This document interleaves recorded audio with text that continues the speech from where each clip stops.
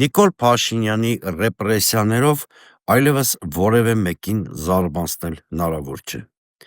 Մեր հասարակությունը այլևս գիտի, որ մենք ապրում ենք ավտորիտար մի երկրում, որտեղ խոսք ասելու համար մարդը կարող է կալանավորվել։ Ընդհանրապես կարելի է Հայաստանում արդեն կալանավորվել այլընտրանքային իշխանությունից տարբերվող ցանկացած կարծիք ունենալու համար։ Դեպքերը բազմաթիվ են։ Այսպես կոչված հումանիտար արևմուտքը լռում է։ Լռում է ոչ այն պատճառով, որ չգիտի, թե ինչ այլանդակություններ են տեղի ունենում։ Լռում են այն պատճառով, որովհետև նրանց աշխարհաքաղաքական հետաքրքրությունները նրանց դրդում են պաշտպանել Նիկոլ Փաշինյանի իշխանությանը, որովհետև Նիկոլ Փաշինյանը իր հերթին համաձայնել է Հայաստանը դարձնել պրոքսի պատերազմի գործիք։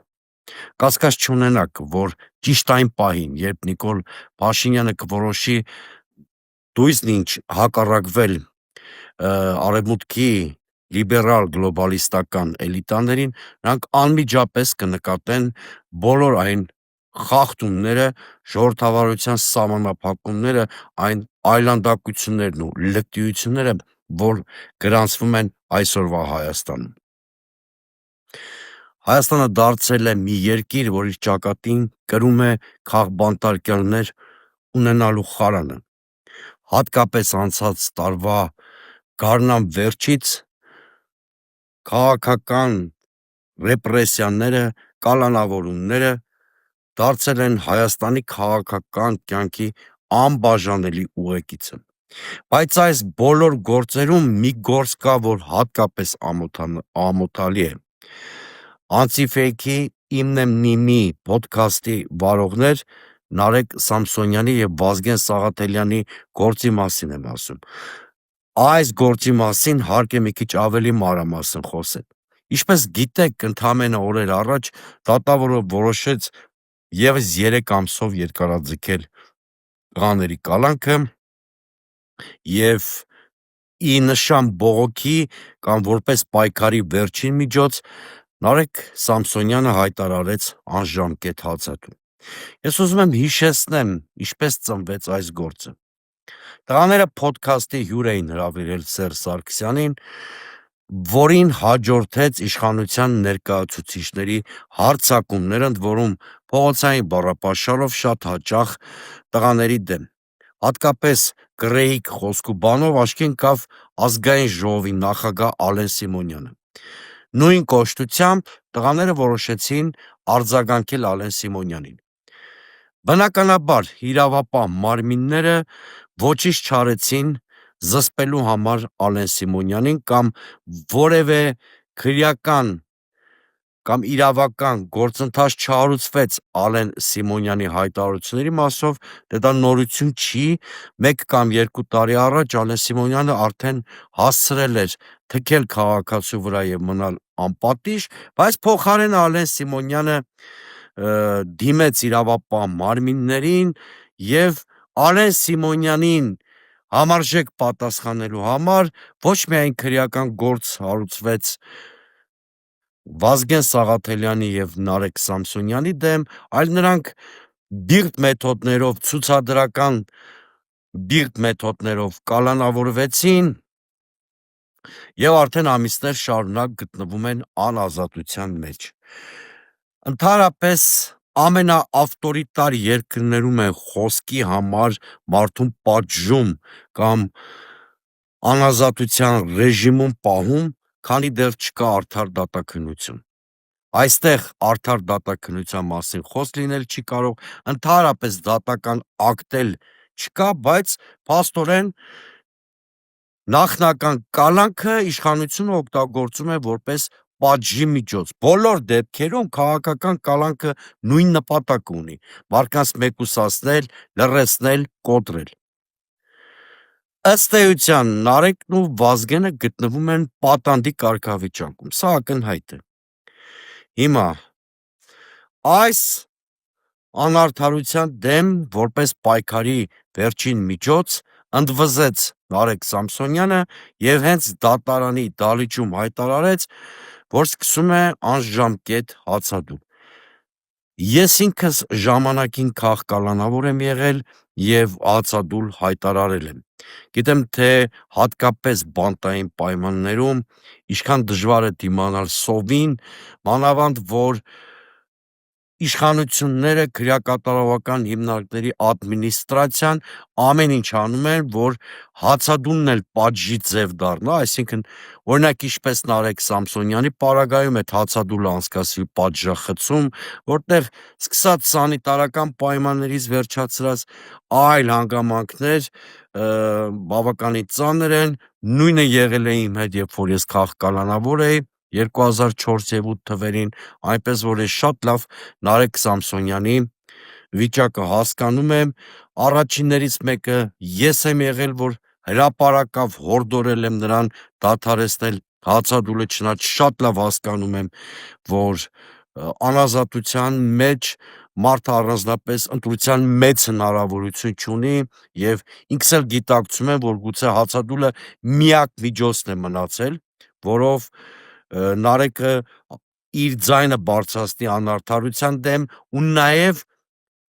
որոշակի օրակարգ փորձի թելադրել քաղաքական դաշտին, հանրային դաշտին, քաղաքական դիսկուրսին, հանրային դիսկուրսին։ Կարծես թե Նարեկը ակտիվ այդ ուղղությամբ էլ աշխատում է։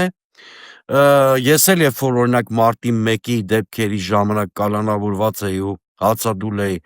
հայտարարել, որոշակի չափով կարողացա ռեալիզացնել այն նպատակը, ինչի համար հացադուլ էի հայտարարել։ Համենայն դեպս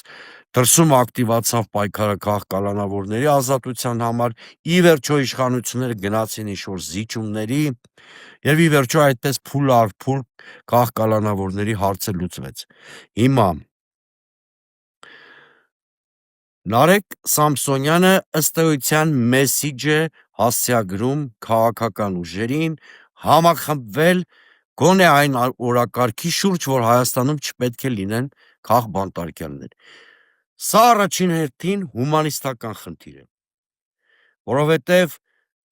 ցանկացած նորմալ, բանական, տրամաբանող, ազատության արժեքն ու գինը հասկացող մարդ պիտի անհանդուրժող դառնա, երբ երկրում կան քաղկալանավորներ։ Կրկնում եմ, սա առաջին հերթին հումանիստական խնդիր է,